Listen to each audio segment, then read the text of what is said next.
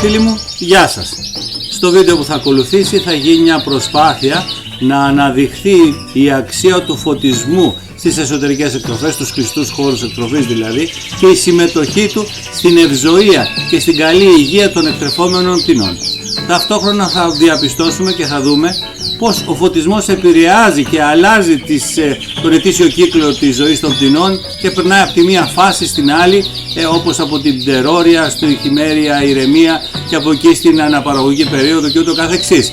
Εμείς θα δούμε πως μπορούν να περάσουν τα πτηνά μας από φάση σε φάση χωρίς προβλήματα στην υγεία και χωρίς κυρίως να εκθέτουμε τα πουλιά σε κινδύνους.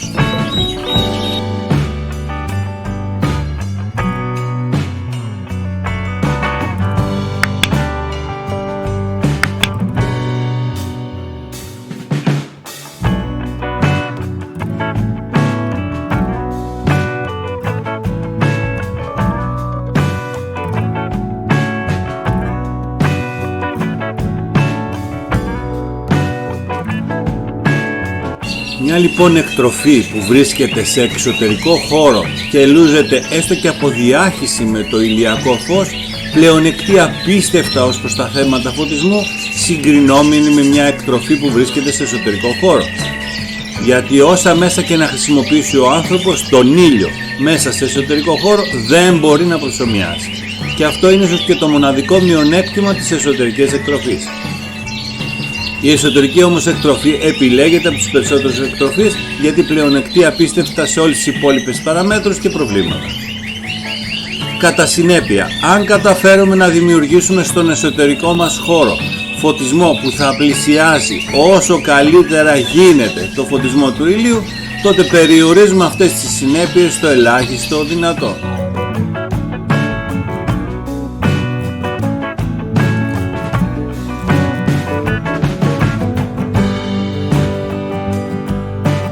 Θεωρώ πως όσα ως πρόταση θα ακολουθήσουν στο βίντεο βοηθούν στην προσπάθεια δημιουργίας σωστών συνθήκων σε εσωτερική εκτροφή, αποτελούν μια αρκετά καλή λύση για την ισορροπία απαιτήσεων και κόστους.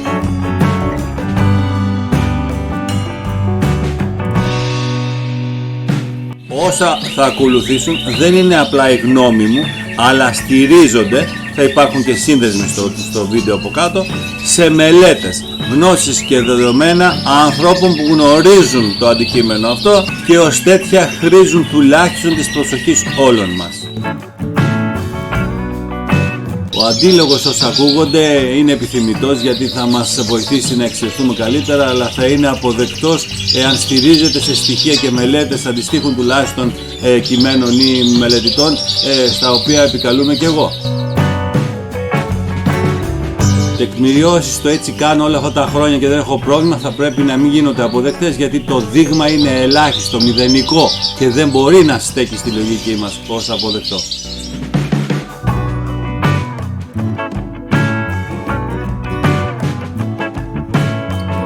Σε αυτή την προσπάθεια λοιπόν θα μιλήσουμε για φωτισμό σε εσωτερική εκτροφή με ύπαρξη κάποιων ανοιγμάτων προς το περιβάλλον όπως είναι τα παράθυρα. Άρα λοιπόν μιλάμε για μεικτού φωτισμού εκτροφές και όχι για αυτές που βρίσκονται σε ανήλιαγα και σκοτεινά υπόγεια που χρήζουν ιδιαίτερης μελέτης από ειδικότερους από εμάς.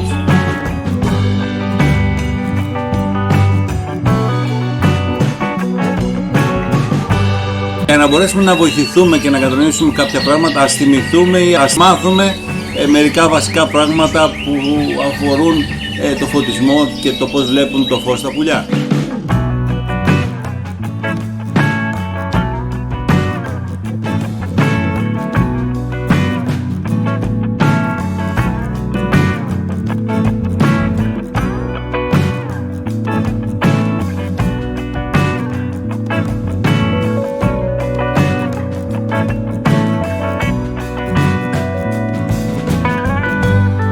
Ο ήλιος με τις ευεργετικές ακτίνες του βοηθά στο μεταβολισμό βιταμίνων, κυρίως όμως της βιταμίνης D3, η οποία ονομάζεται για αυτό το λόγο και βιταμίνη του ήλιου. Μόνο μέσω της D3 γίνεται δυνατή η απορρόφηση του ασβεστίου στον οργανισμό και αυτό το θυμηθούμε. Αν απουσιάζει αυτή, όσο ασβέστιο και να δίνουμε στα πουλιά, φεύγει αμέσως με τη διούρηση. Ταυτόχρονα ρυθμίζει την παραθυροειδή ορμόνη και μέσω αυτής την απορρόφηση και του φωσφόρου, που επίσης εξαιρετικά απαιτητός στα φτηνά μας.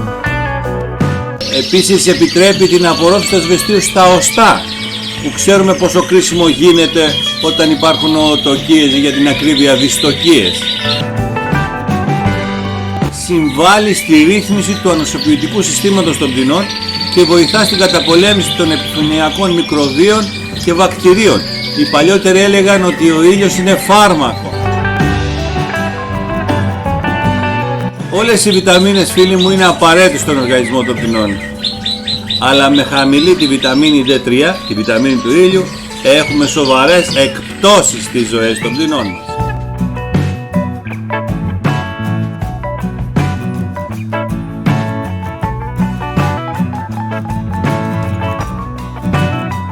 Στον αμφιβιστροειδή χιτώνα των ματιών υπάρχουν πάρα πολλοί υποδοχείς που ονομάζονται φωτοϋποδοχείς.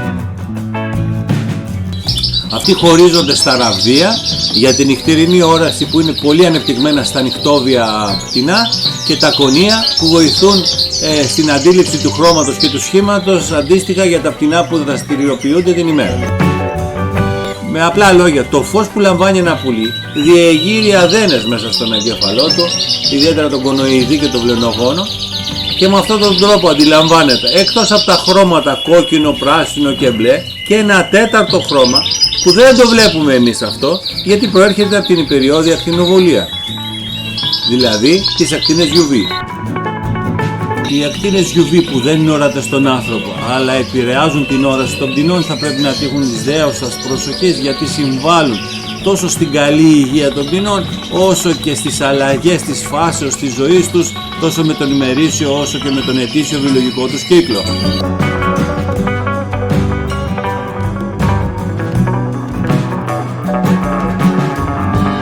Το κατάλληλο φως διεγείρει την επίφυση λοιπόν που βρίσκεται στον εγκέφαλο των πτηνών και έχει φωτοευαίσθητα κύτταρα, αλλάζοντας και τις βιολογικές διεργασίες, δηλαδή τις φάσεις της ημερήσιας και τις ετήσιες, και συνεπώς το βιολογικό τους κύκλο, κάτι που ενδιαφέρει άμεσα εμάς τους εκτροφείς που προσδοκούμε στη σωστή και αποδοτική αναπαραγωγική περίοδο. Μέσω της υπόφυσης και ανάλογα με την ένταση και τη διάρκεια που έχει το ημερήσιο φως, επιτυγχάνεται και η ρύθμιση των αυξητικών ορμονών, ώστε να γίνει η απαραίτητη διόγκωση των αναπαραγωγικών οργάνων των πτηνών και να παρουσιαστούν πανέτοιμα και αποδοτικά στη σωστή στιγμή. Θυμίζω πως αυτή η διόγκωση, η προετοιμασία δηλαδή των πτηνών, απαιτεί τουλάχιστον 1 μήνα για τα γλυκά και περίπου 2 ή ακόμη και περισσότερο για τα αρσενικά καναρίνια. Αν λοιπόν βλέπουμε στην αρχή της αναπαραγωγικής μας προσπάθειας πολλές άσπερμες γένες αυγών, αυτό οφείλεται κυρίως στην ανετοιμότητα των αρσενικών και οφείλουμε να μελετήσουμε περισσότερο τις συνθήκες φωτισμού στην εκτροφή μας και να τη βοηθήσουμε ακόμη και αν αυτή βρίσκεται σε εξωτερικό χώρο.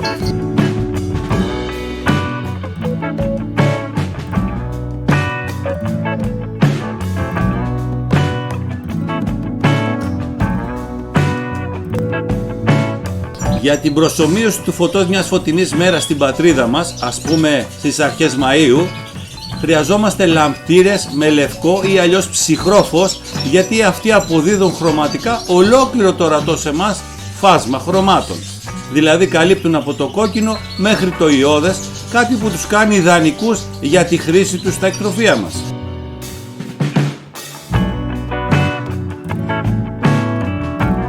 Θυμίζω πως για να καθοριστεί το χρώμα φωτός μιας φωτεινής πηγής χρησιμοποιούνται ως μονάδες μέτρησης οι βαθμοί Κέλβιν ή καλύτερα και πιο σωστά η θερμοκρασία χρώματος σε βαθμούς Κέλβιν.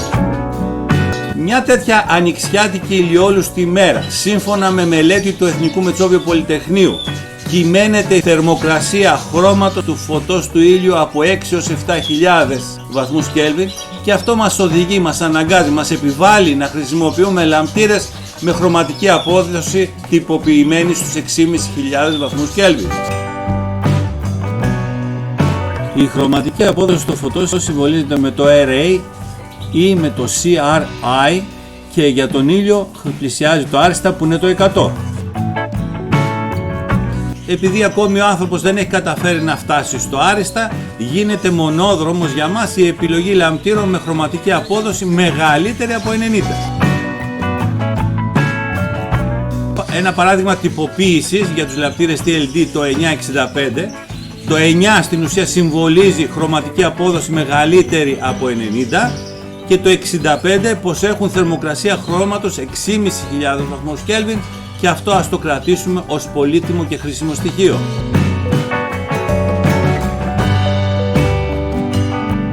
Για να μπορεί όμως να καλύπτεται και η καλή υγεία στα πτηνά που ζουν σε εσωτερικό χώρο, είναι απαραίτητος ο φωτισμός πλήρους φάσματος, που εκτός από το ορατό φως, είπαμε από το κόκκινο στο ιώδες που καλύπτουμε με τους παραπάνω λαμπτήρες, εκπέμπει και το υπεριώδες ή αλλιώς UV. Όπως όλοι καταλαβαίνουμε, αυτά τα φωτιστικά είναι πολύ ακριβά και η εγκατάσταση γίνεται ιδιαίτερα δαπανηρή για τα δεδομένα του μέσου ερασιτέχνη εκτροφέα. Συνεπώς, τις ανάγκες των εκτρεφόμενων πτηνών που έχουμε στις εκτροφές μας για ακτινοβολία UV, ευελπιστούμε πως θα τις καλύπτουμε από το ηλιακό φως που περνά από τα παράθυρα, έστω και με διάχυση. Όσο περισσότερα παράθυρα έχουμε προς το περιβάλλον, τόσο καλύτερα για τα πουλιά είναι.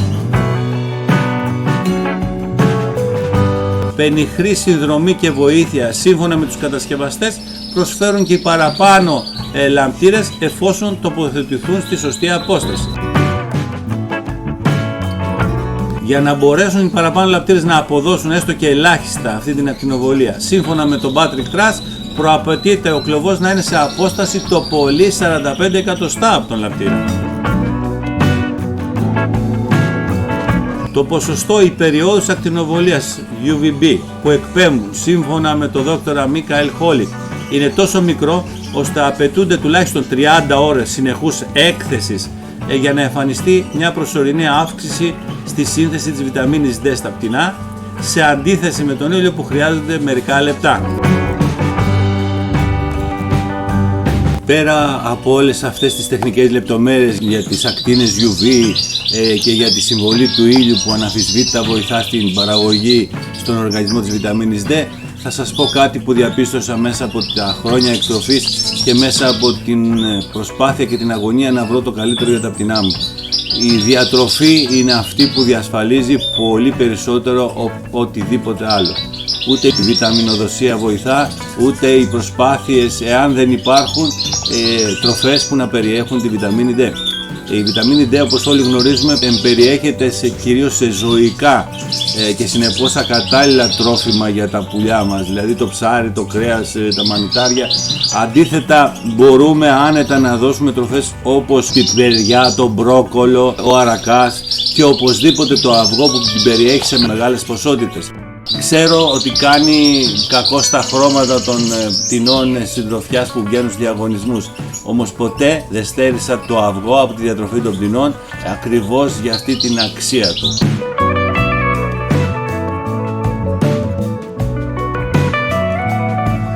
Η θέση τοποθέτησης των λαμπτήρων παίζει σημαντικό ρόλο, γιατί από τη μία πρέπει να προσομοιάζουν τον ήλιο για να ξεγελούν το βιολογικό ρολόι των πτηνών, και από την άλλη να μπορούν να καλύπτουν όλους τους χώρους όλων των κλωβών, μηδενίζοντας τα σκοτεινά μέρη, πράγμα που επίσης είναι δύσκολο.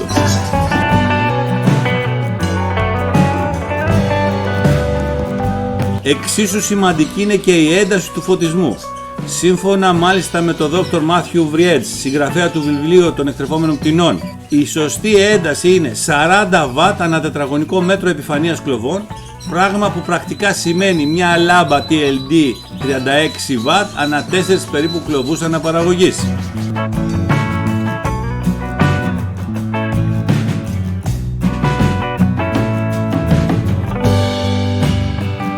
Κτηνίατος Dr. Peter Kittil, μαζί με όλα τα παραπάνω, πρώτος και απόλυτα αιτιολογημένα απέτησε την αλλαγή των συστημάτων εκκίνησης, δηλαδή αυτά που άναβαν παλιά τις λάμπες που ήταν τα starter και οι μετασχηματιστές, με καινούρια ηλεκτρονικά ballast που διασφαλίζουν καλύτερο και χωρίς τρεμοπαίγματα φωτισμό μέσα στην εκτροφή μας.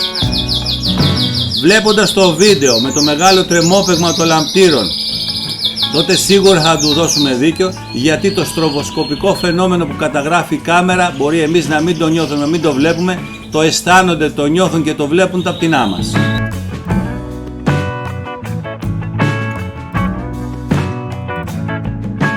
Μέχρι να υπάρξει τεκμηριωμένος αντίλογος, θα πω πως έχω υιοθετήσει, γιατί έχω πιστεί απόλυτα από τα παραπάνω, προτείνω ανεπιφύλακτα για χρήση στα εκτροφία μας λαμπτήρες TLD που έχουν τα χαρακτηριστικά θερμοκρασία χρώματος 6.500 βαθμούς Κέλβιν, χρωματική απόδοση μεγαλύτερη από 90, ηλεκτρονικούς κινητές, ηλεκτρονικά μπάλαστ, απόσταση το πολύ 45 εκατοστά στους κλωβούς, μία λάμπα ανά 4 κλωβούς αναπαραγωγής και τέλος η σωστή θέση των παραπάνω λαπτήρων για να αποδίδουν τα προαπαιτούμενα είναι πίσω, πάρα πολύ κοντά στους κλωβούς των πτηνών, σε τέτοια θέση ώστε να αποφεύγονται εντελώς οι σκιάσεις.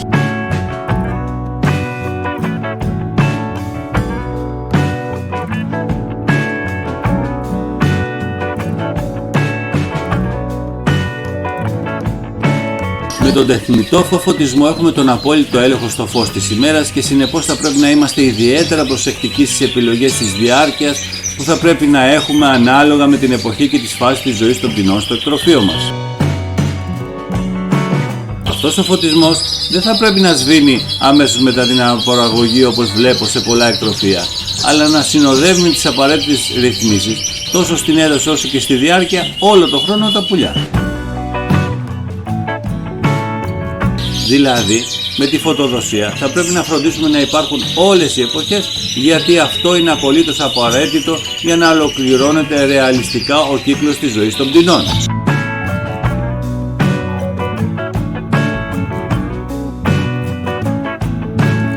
Για το καλοκαίρι θα πρέπει να έχουν μαζί με την αναβασμένη θερμοκρασία και το αντίστοιχο σε διάρκεια φως που φτάνει κοντά στις 15 ώρες, όχι 15, λίγο λιγότερο, ώστε να δημιουργηθούν οι συνθήκες για την κρίσιμη περίοδο της φτερόριας, όπου τα πουλιά αλλάζουν όλα τους τα φτερά με νέα, προκειμένου να βρεθούν έτοιμα να αντιμετωπίσουν τις ανάγκες του χειμώνα.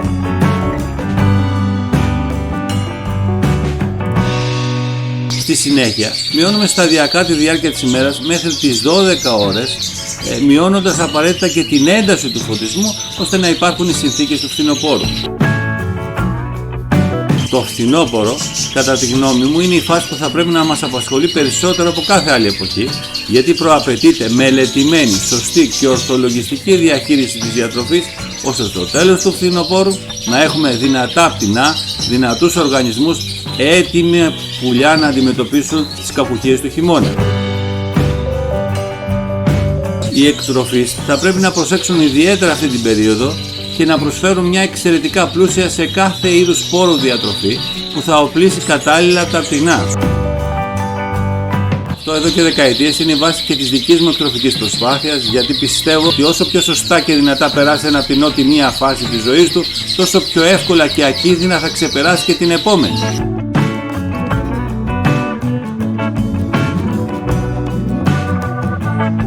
Για το χειμώνα μειώνουμε περισσότερο την ένταση του φωτισμού, καθώς και τη διάρκεια της ημέρας που θα πρέπει να κατέβει κοντά στις 10 ώρες τουλάχιστον για 2 εβδομάδες, ενώ η διατροφή θα πρέπει να περιοριστεί στο ελάχιστο απαιτητό για να αισθανθούν τα πτηνά το χειμώνα και όλες τις θερήσεις που αυτός θα έρθει στη φύση. Μόνο μέσα από αυτές τις θερήσεις θα είναι εφικτή η αναγνώριση της άνοιξης με την αυθονία, το φως, την αύξηση θερμοκρασίας από τον οργανισμό των πτηνών, και έτσι θα περάσουν πιο εύκολα και πιο σωστά σε φάση αναπαραγωγής. Για διατροφή προσφέρουμε το κατάλληλο μείγμα σπόρων και περιορίζουμε τις πρωτεϊνούχες τροφές και αυγοτροφές. Μετά από όλα αυτά μπορούμε να περάσουμε ομαλά στη φάση της αναπαραγωγικής προετοιμασίας, αυξάνοντας σταδιακά το φως και τη διατροφή σε σωστή ποικιλία και ποσότητα. Να θυμάστε όμως πως για μια επιτυχημένη αναπαραγωγή περίοδο η προετοιμασία του πτηνού ξεκινά από τη μέρα που γεννήθηκε και όχι τις τελευταίες 5-6 εβδομάδες.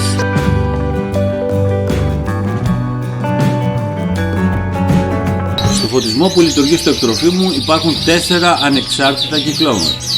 Έχω λοιπόν Το βοηθητικό κύκλωμα που αναλαμβάνει το σταδιακό άναμα και σβήσιμο των πηγών φωτισμού για προσομοίωση της Ανατολής και της Δύσης. Το βασικό κύκλωμα με όλες τις λάμπες πλήρους φωτεινότητας του χώρου. Το νυχτερινό που στην ουσία δίνει μια αίσθηση φεγγαριού στο χώρο, ώστε να αποφεύγονται οι καταστάσεις πανικού.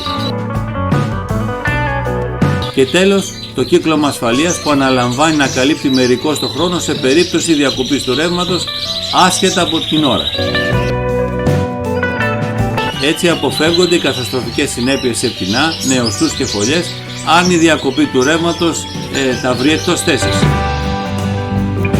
Οι μεταβολές στον χρόνο λειτουργίας του φωτισμού πρέπει να είναι σταδιακές. Εγώ αυξομειώνω 15 λεπτά την εβδομάδα, ώστε να είναι ευκολότερο στα πτηνά να ακολουθήσουν αυτές τις αλλαγές ως περισσότερο ρεαλιστικές. Επίσης, στη διάρκεια του φωτισμού θα πρέπει να συνυπολογίσουμε πως είναι απαραίτητο να υπάρχουν και τα 30 λεπτά ως χρόνος δημιουργίας της Ανατολής και της Δύσης.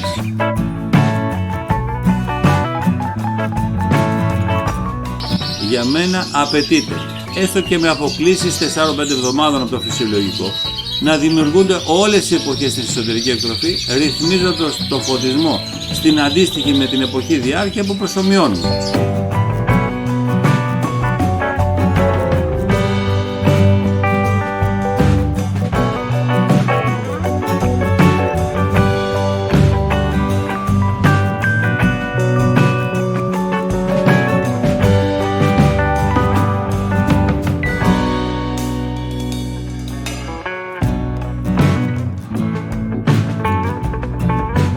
Φίλοι εκτροφής, δεν πρέπει να παραβιάζονται τόσο πολύ οι εποχές.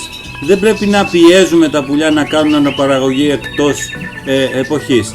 Δεν θα έχω όφελος, δεν θα κερδίσω τίποτα βάζοντας τα πουλιά σε αναπαραγωγή και έχοντας νεοσούς τον Δεκέμβρη, τον Νοέμβρη και τον Οκτώβρη σε πολλές περιπτώσεις, όπως θα βλέπω και διαβάζω στο διαδίκτυο. Γιατί πολύ απλά δεν θα έχει απόδοση. Γιατί τα πουλιά δεν φτιάχτηκαν για αναπαραγωγή αυτή την περίοδο, αλλά την άνοιξη. Μέσα από τα βίντεο προσπαθώ να σας πείσω ότι η εκτροφή έχει μόνο καλά να προσφέρει στον άνθρωπο. Υπάρχει δημιουργία μπροστά στα μάτια του ανθρώπου. Υπάρχει αγάπη και ανταπόδοση της αγάπης από τα πτηνά που υπηρετούμε από την πρώτη στιγμή που γεννιούνται.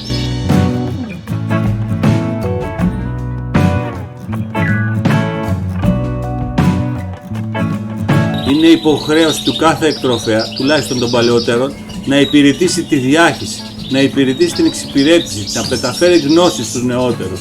Γιατί μεγάλος δεν γίνεσαι κρατώντας τυφλό το νέο, κρατώντας μυστικά από το νεότερο εκτροφέα, αλλά προσφέροντάς του άπλεστα τις γνώσεις που χρειάζεται να γίνει μεγάλος και ακόμη μεγαλύτερος. Γιατί πολύ απλά είναι θεμελιώδης υποχρέωση του παλιότερου εκτροφέα να σκέφτεται και να ενεργεί με ηθική απέναντι στο νεότερο. Γι' αυτό πρέπει να προσέχουμε και να σεβόμαστε τόσο τον κόπο του άλλου όσο και την τσέπη του.